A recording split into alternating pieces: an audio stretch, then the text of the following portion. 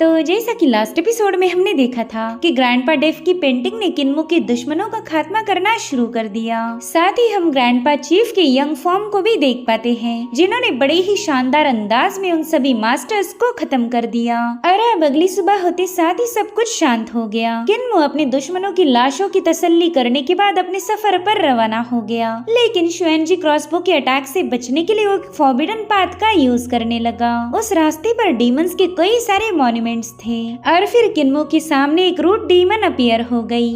अब आगे तो इस एपिसोड की शुरुआत उसी सीन से होती जहाँ पर वो रूट डीमन किन्मो का स्वागत करते हुए कहने लगी कि तुम्हारे इस सेक्ट के पहले लीडर ने मुझे काफी ज्यादा परेशान किया। तुम्हारे जैसे लोगों की वजह से मैं 600 सालों से स्ट्रगल कर रही और आज उसी जिल्लत का बदला लेने का वक्त हो चुका है। बल यहाँ पर रूट डीमन की जितनी भी जड़ें थी उन सब पर हम उसके फॉर्म्स को देख पाते हैं। वो सभी फॉर्म्स तालाब से बाहर आकर जोर जोर से चिल्लाने लगे। साथ ही रूट डीमन कह रही थी कि आज मुझे बदला लेने का मौका मिल चुका है। मेरे साथ जो कुछ भी हुआ मुझे उसका बदला चाहिए। जब तक मैं रिवेंज ना लूं तब तक मुझे सुकून नहीं मिलेगा। और अब वो बदले की गुहार लगाते हुए किन्मो को डराने की कोशिश करने लगी, जिसके बाद वो चीखते हुए कहने लगी कि आज हेवनली डीमन सेक्ट का हर एक बंदा मेरे हाथों स्लॉटर होगा। तुम्हें खत्म करने के बाद मैं सीधा उस सेक्ट में जाने वाली हूँ। इस दुनिया से तुम्हारे हेवनली डीमन सेक्ट का नामो निशान मिट जाएगा। और इतना कहते साथ ही उस डीमन ने अपने हजारों रूट्स का इस्तेमाल करते हुए किन्मो और उसके साथियों पर हल्ला बोल दिया। किन्मो ने देखा कि वहाँ पर तो कीड़ों जैसे डीमन हैं, जो कि ढेर सारी तादाद में उनकी तरफ आगे बढ़ रहे थे। वो सारे फॉर्म उससे कह रहे थे कि हम तुम्हें खत्म कर देंगे, आज तुम्हारा सर्वनाश होगा।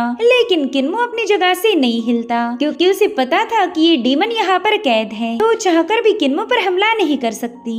और उतने में उस तालाब में मौजूद हर एक स्टोन मॉन्यूमेंट अपने आप एक्टिवेट होगा। उन पर जो गोल्डन स्पेल लिखे हुए थे वो अपने आप अपना असर दिखाना शुरू कर चुके।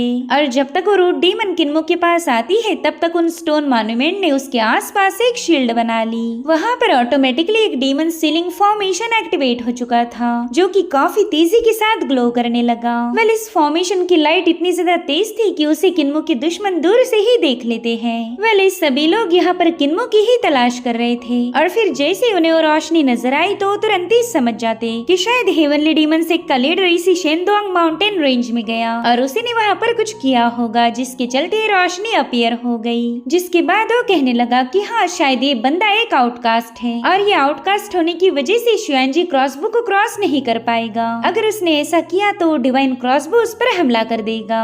वहीं पर जियोनान बताती है कि मेरे ख्याल से ये कोई हिडन पाथ होगी जिसे हम सबकी नजरों से छुपा के रखा। ग्रेट डाचू के आउटकास्ट इसी रास्ते का यूज करके शुएनजी क्रॉसबो से बचते होंगे। और तभी एक बंदी अपने इनसेक्ट को हुक्म देती कि जल्दी से जाकर पता करो कि आखिर वहाँ पर हो क्या रहा। वहीं दूसरी तरफ उस फॉर्मेशन की वजह से रूट डीमन बिल्कुल भी किन्मो तक पहुँच नहीं पा रही थी।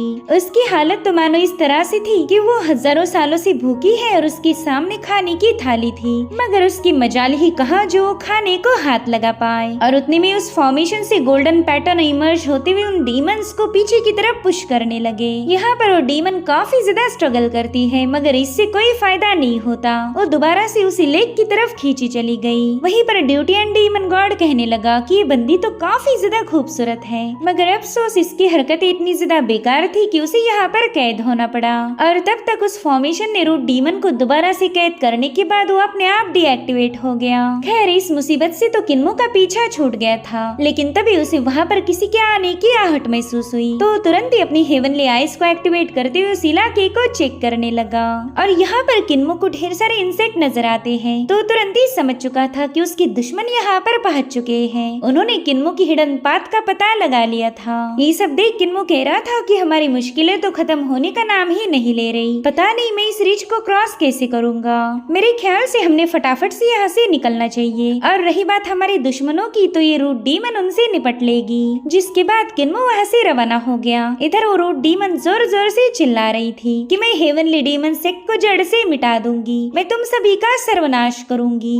वेल उसकी सारी बातें किन्मो के दुश्मनों ने सुन ली थी, तो वो लोग तुरंत ही उस तालाब के सामने पहुंच जाते हैं। यहाँ पर एक बंदा रूट डीमन से पूछ रहा था कि बताओ तुम्हारी होली डीमन सेक्ट के लीडर से क्या दुश्मनी है। जो सुनते साथ ही रूट डीमन दोबारा से कबला नारी बनकर उनके सामने अपीयर हो गई और रोते हुए इस बंदे को बता रही थी कि मुझ पर उस हेवनली डीमन सेक्ट ने काफी सारे अत्याचार किए। उन्होंने मुझे 600 सालों तक इस तालाब में कैद रखा। मेरे दिल में उनके लिए इतनी नफरत है कि उसका कोई अंदाजा भी नहीं लगा सकता।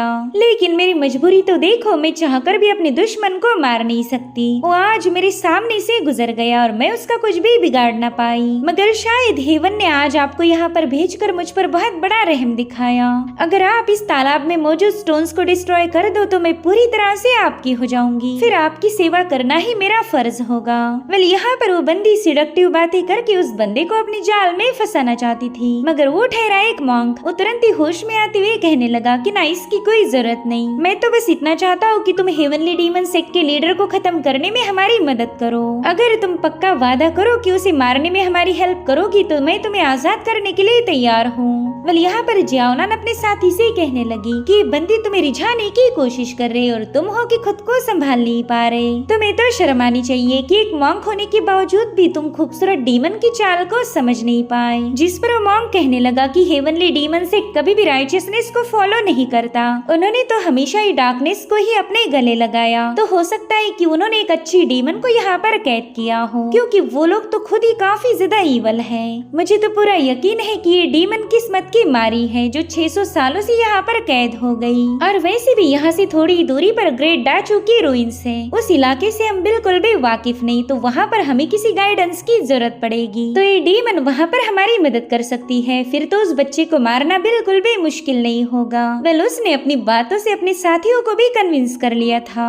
जिसके बाद वो अपने साथियों से कहने लगा कि चलो फटाफट से इस डीमन सीलिंग स्टोन्स को डिस्ट्रॉय करने में मेरी मदद करो, ताकि हम इस बेचारे डीमन को आजाद कर पाए। भले ये सब के सब बेवकूफ थे, लेकिन जियाओनान काफी ज्यादा स्मार्ट है। उसे पता था कि जरूर से उस डीमन की कोई चाल होगी, मगर वो अपने साथियों के खिलाफ भी नहीं जा सकती, तो उसने बस तमाशा देखने का फैसला लिया। और अब इन सभी लोगों ने मिलकर फटाफट से उन स्टोन टैबलेट्स को डिस्ट्रॉय करना शुरू कर दिया। वेल इन स्टोन्स को क्रश होता हुआ देखकर रूट डीमन की खुशी का कोई ठिकाना नहीं था। आज फाइनली वो 600 सालों बाद आजाद होने वाली है। उसके दिल में खुशी की मानो एक लहर सी उठ गई। अब वो अपना बदला पूरा कर सकती। और अब जैसे वो मॉन्यूमेंट डिस्ट्रॉय हुए, उस पेड़ से काफी स्ट्रॉन्ग ऑरा रिलीज होने लगी। जियाओनान तुरंत ही समझ गए कि अब यहाँ पर तमाशा शुरू होने वाला। वहीं पर वो डीमन अपने सिडक्टिव वे में लेक से बाहर आने लगी। उस बंदे से कह रही थी कि ग्रेट मास्टर आपका बहुत बहुत शुक्रिया, आपकी वजह से मैं फाइनली आजाद हो गई। अब मैं दोबारा से जितनी चाहे उतने ह्यूमंस का शिकार कर सकती हूँ और कोई मुझे रोक नहीं पाएगा। वेल यहाँ पर उस डीमन के इतने सारे फॉर्म देखते साथ ही वो बंदा समझ गया कि उसने काफी बड़ी गड़बड़ी कर दी। इतना ही नहीं, उस तालाब में जो पेड़ था वो भी अब अपने आप बाहर आने लगा। दरअसल उस पेड़ के नीचे इस डीमन का असली फॉर्म है जो काफी ज्यादा डरावना था। मगर अभी भी उस बंदे का दिमाग ठीक से काम नहीं करता। वो कहने लगा कि शायद हेवनली डीमन सेक्ट ने जानबूझकर इस डीमन को यहाँ पर सील किया ताकि हम इसके चुंगल में फंस जाए। वेल वो अभी भी ये मानने के लिए तैयार नहीं कि ये सारी गलती तो उसकी थी, जो उसने एक डीमन पर भरोसा कर लिया। और अब उस रूट डीमन ने इन लोगों पर हमले करना शुरू कर दिए। उसके रूट तलवारों जैसे शार्प थे, जो कि एक बंदी को खत्म करने के लिए उसके पीछे लग गए। मगर यहाँ पर उस बंदी ने फटाफट से अपने फ्लाइंग सोर्ड्स का इस्तेमाल करते हुए उस डीमन को घायल कर दिया। मगर वो ये देखकर हैरान हो गई कि इस डीमन को तो मारा ही नहीं जा सकता। वो अपने रूट का इस्तेमाल करते हुए बड़ी आसानी से अपनी इंजरीज को हील कर रही थी। और फिर क्या अटैक करने की बारी रूट डीमन की थी। उसने बड़ी तेजी के साथ उस बंदी में अपने रूट को पियर्स करना शुरू कर दिया, जिसके चलते उसकी ऑन द स्पॉट मौत हो गई। अब अपने साथी को इस तरह से मरता हुआ देखकर ये बाकी के कल्टीवेटर्स काफी ज्यादा पैनिक हो गए। वो समझ गए कि अगला नंबर अब उनका लगेगा, इसलिए उन्होंने फटाफट से वहाँ से भागना शुरू कर दिया। वहीं पर रूट डीमन भी वहाँ के पहाड़ों को तोड़ते हुए उनका पीछा करने लगी। और तभी जियाओनान ने एक प्लान बनाया। वो अपने साथियों से कहने लगी कि क्यों ना हम इस डीमन को शुआनजी क्रॉसबो की तरफ ले जाएं। वो एक डिवाइन वेपन है, तो इसे खत्म करने में काफी ज्यादा आसानी होगी। तो प्लान के अकॉर्डिंग इन लोगों ने उस रूट डीमन को शुआनजी क्रॉसबो के सामने ले जाकर खड़ा कर दिया। तो उस रूट डीमन को अपने सामने देखते साथ ही शुआनजी क्रॉसबो एक्टिवेट होकर उस पर तीरों की बरसात करने लगा। वेल ये एक डिवाइन वेपन है जिसका काम था ग्रेट डाचू रुइंस के आउटकास्ट को खत्म करना। करना। क्रॉसबो की होते हुए आउटकास्ट यांगकांग में दाखिल नहीं हो सकते।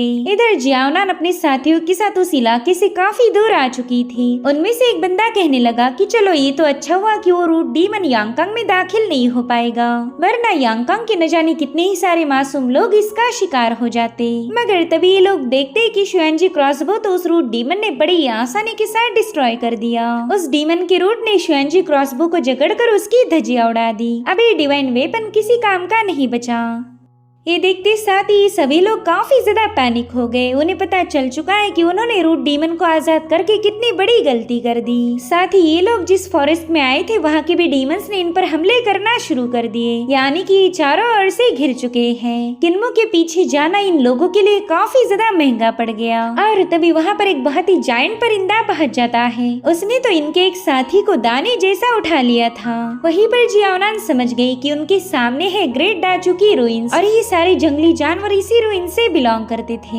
वहीं दूसरी तरफ मॉन्क ने अपने आसपास गोल्डन बेल को फॉर्म करते हुए खुद को प्रोटेक्ट करना शुरू कर दिया, लेकिन तब तक रूट डीमन वहां पर पहुंच जाती है। और इस भयानक रूट डीमन को देखते साथ ही ग्रेट डाचू की जो छोटी मोटी डीमंस थे उन्होंने भागना शुरू कर दिया। ग्रेट डाचू के जंगलों में भगदड़ मच गई। हजारों सालों पुराने पेड़ भी अपनी जगह से हिलने लगे। वो भी एक सेफ लोकेशन पर जाना चाहते हैं। वहीं पर रूट डीमन ने फाइनली उस बंदे का शिकार कर दिया जिसने उसे आजाद किया था। वेल यही तो है डिमोनिक वे, तुम उनके साथ अच्छा बर्ताव करो और वो तुम्हें खत्म करेंगे। सो इस तरह से इन बेवकूफों की वजह से रूट डीमन अब ग्रेट डाचू के काफी करीब पहुंच चुकी है। उसने वहां आते साथ ही अपने होने का ऐलान कर दिया। वहीं दूसरी तरफ किन्मो ड्रैगन किलिन पर सवार होकर काफी तेजी से ग्रेट डाचू की तरफ आगे बढ़ रहा था। वो कहने लगा कि देवताओं ने स्पेशली यांगकांग पर अपना कहर बरसाया। वहाँ से बाहर आते साथ ही मुझे बर्फ का कोई निशान नजर नहीं आया। और उतने में ड्रैगन किलिन बताने लगा कि पहला मैं पैट्रियार्क को फॉलो करता था, तब उनके साथ मिलकर ही मैंने ग्रेट डाचू को विजिट किया था। लेकिन अब तो उस बात को एक लंबा अरसा बीत गया। मैं काफी सालों के बाद ग्रेट डाचू रुइंस में वापस लौट रहा हूँ। सच बताओ तो यहाँ आने के बाद पुरानी सारी यादें ताजा हो गई। वहीं पर ड्यूटी एंड डीमन किंग तो पहली बार ग्रेट डाचू को विजिट कर रहा था। उसे अपने सामने गॉड्स के विशाल स्टैचूज नजर आते हैं। उन्हें देखकर ही वो सोच में पड़ गया कि क्या ग्रेट डाचू में अभी भी गॉड्स और डीमंस एग्जिस्ट करते हैं। In fact duty and demon God थोड़ा सा पैनिक भी था, तो किन्मो उसके डर में तड़का मारने के लिए बताने लगा कि यहाँ पर एक ग्रेट बैटल हुई थी जिसमें कई सारे एंशिएंट गॉड्स और डीमंस मारे गए, लेकिन उनमें से कुछ जिंदा बचे थे, तो उन्हें डाचू के लोगों ने सील कर दिया। भले ही दिन के वक्त गॉड्स और डीमंस हमारे सामने अपीयर नहीं होते, लेकिन अंधेरा होते साथ ही वो सब के सब राइज हो जाते। वो डार्कनेस इतना ज्यादा भयानक है कि कोई भी उसमें सरवाइव नहीं कर सकता। और इसीलिए हमारे ग्रेट डाचू रुइंस में एक पुरानी कहावत है कि अंधेरा होने के बाद घर से बाहर मत निकलना। वेल किन्मो ने इस कहावत को इस अंदाज में सुनाया था ताकि डीमन गॉड को थोड़ा सा डर लगे। वो कहता है कि डार्कनेस भयानक है, उसकी चपेट में मत आना वरना तुम्हारी हड्डियां भी नहीं मिलेगी। मगर ड्यूटियान पर इसका कोई खास असर नहीं होता। वो कहता है डार्कनेस की ऐसी की तैसी, मुझे इससे डर नहीं लगता। मेरी दुनिया को तो डार्कनेस ने पूरी तरह से निगल लिया है। हम लोग तो शुरू से ही डार्कनेस में रहते आए, तो भला हमें अंधेरे से डर क्यों लगेगा। डरना तो तुम्हारे जैसे इंसान होने चाहिए। अगर सच बताओ तो उस डार्कनेस में जाने के बाद मैं अपनी फुल पावर को एक्टिवेट कर पाऊंगा। मुझे तो ऐसी वाइब्स मिलेगी कि मैं अपनी असली दुनिया में वापस लौट गया। जो सुनते साथ ही किन्मो और हुलिंग उसका मजाक उड़ाने लगे। तो ड्यूटियान कह रहा था कि शायद तुम्हें मेरी बातों पर यकीन नहीं हो रहा, मगर कोई बात नहीं, आज रात ही डार्कनेस के फैलने के बाद मैं पूरे टाउन का एक चक्कर लगाऊंगा। शायद तब जाकर तुम्हारी जैसे लूजर ह्यूमंस को मेरी ताकत का अंदाजा हो जाए। और उतने में किन्मो को एक जोरदार धमाके की आवाज आई। दरअसल रूट डीमन वहाँ पर पहुंच चुकी थी। वो अपनी डिमोनिक एनर्जी को रिलीज करते हुए किन्मो पर अपना डोमिनेंस साबित करने की कोशिश कर रही थी, मगर किन्मो तो उसे आजाद देखकर काफी ज्यादा सरप्राइज्ड हो गया। वो कहता है कि पता नहीं कौन इतना बेवकूफ होगा जिसने इस रूट डीमन को आजाद किया। तब तक वो रूट डीमन किन्मो पर हमला करने के लिए काफी तेजी के साथ उसकी तरफ आगे बढ़ने लगी, लेकिन किन्मो अब ग्रेट डाचू रुइंस में पहुंच चुका है जहाँ पर एंशिएंट गॉड्स का पैरा था। और उतने में उस गॉड की बड़ी सी स्टैचू ने उस रूट डीमन को दबोच लिया। किन्मो कह रहा था कि शायद रूट डीमन को अपनी आजादी अच्छी नहीं लग रही, इसलिए तो मरने के लिए ग्रेट डाचू की रुइंस में पहुंच चुकी है। वहीं पर उस एंशिएंट गॉड ने रूट डीमन को हवा में उछाल दिया था, तो रूट डीमन डीमन तुरंत ही वहाँ से भाग निकली। किन्मो कह रहा था कि हमारी ग्रेट डाचू की रूइंस काफी ज्यादा मिस्टीरियस है, यहाँ के रहस्यों को कोई सुलझा नहीं सकता।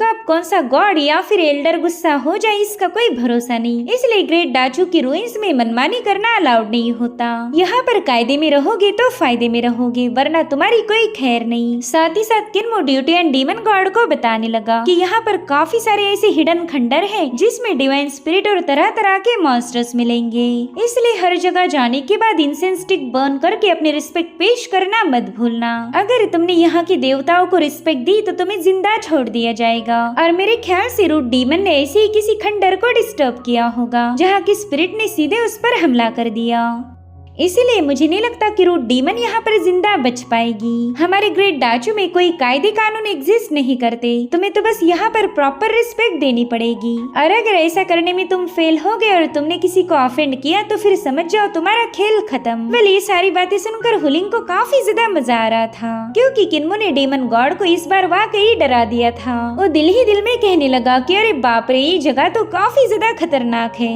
उस रूट डीमन का तो अभी तक की माँ भी बन चुका होगा। ना, मैं ऐसी खतरनाक जगह पर नहीं रहना चाहता, मुझे अपने घर जाना है। जिसके बाद वो गुस्से में किन्मो से पूछने लगा कि बताओ तुम कौन सी दुनिया में मुझे लेकर आ गए, ये इतनी ज्यादा टूटी फूटी होने के बावजूद भी खतरनाक है। यहाँ पर तो डीमंस, मॉन्स्टर्स और गॉड्स हर तरफ फैले हुए हैं, मैं तो ऐसी जगह बिल्कुल भी नहीं रहना चाहता। वहीं पर ड्रैगन किलिन भी कहने लगा कि हाँ, और मैं भी फ्लाई करना नहीं चाहता, तुम लोगों ने मुझे जितना खाना खिलाया था उससे भी दुगनी कीमत वसूल करी। वहीं पर डीमन किंग रोते हुए कहने लगा कि मुझे अपने घर जाना है, प्लीज मुझे आजाद करो। सो इस तरह से ये लोग अभी तक सानलाव विलेज में पहुंचे भी नहीं, मगर उससे पहले ही डीमन गॉड की हवा टाइट हो गई। तभी किन्मो उससे कहने लगा कि देखो, ना ही तुम यहाँ से घर जाओगे और ना ही तुम्हें पैनिक होने की कोई जरूरत है। भले ही हमारा ग्रेट डाचू रूइंस काफी ज्यादा खतरनाक है, लेकिन इससे सेफ जगह तुम्हें इस पूरी दुनिया में कहीं पर भी नहीं मिलने वाली। बस तुम्हें यहाँ के रूल्स को सीखना पड़ेगा और फिर ये जगह तुम्हारे लिए यांगकांग से भी सेफ होगी। अगर तुम्हें मेरी बातों पर यकीन नहीं हो रहा तो कोई बात नहीं, तुम मेरी दोस्त लियांग से पूछ सकते हो। मेरी दोस्त लियांग शाओ भी तुम्हारी जैसी एक डीमन है। वहीं पर हुलिंग डीमन गॉड से कहने लगी कि यांगकांग में तो बस तुम्हारी ट्रेनिंग का काम हुआ, असली इस्तेमाल तो तुम्हारा ग्रेट रूइंस में होगा। मगर तुम बिल्कुल फिक्र मत करो, भले ही ग्रेट डाचू रूइंस काफी ज्यादा भयानक है, लेकिन जब तक तुम मेरे यंग मास्टर किन्मो के साथ हो तब तक तुम्हें कोई नुकसान नहीं पहुंचा सकता। वेल इस ग्रेट डाचू के कॉन्टिनेंट को देखकर डीमन गॉड काफी ज्यादा इमोशनल हो गया। वो दिल ही दिल में कहने लगा कि इस दुनिया में आने का मेरा बस एक ही मकसद था, मैं तो बस अपने क्लैन के लिए एक छोटी सी दुनिया ढूंढना चाहता था ताकि वहाँ पर मेरे सारे डीमन सेटल डाउन हो जाए, फिर हमें किसी से कोई लेना देना नहीं होगा। वैसे भी मेरी डीमन रेल्म तबाही की कगार पर है, अगर हमने ऐसे में किसी के साथ भी कोई बैटल की तो हमारा एग्जिस्टेंस पूरी तरह से मिट जाएगा, इसलिए मुझे बस एक घर की तलाश है जहाँ पर हम सेटल हो पाए। मगर मैं तो डीमंस का राजा होने के बावजूद भी अपने लोगों के लिए कुछ न कर पाया,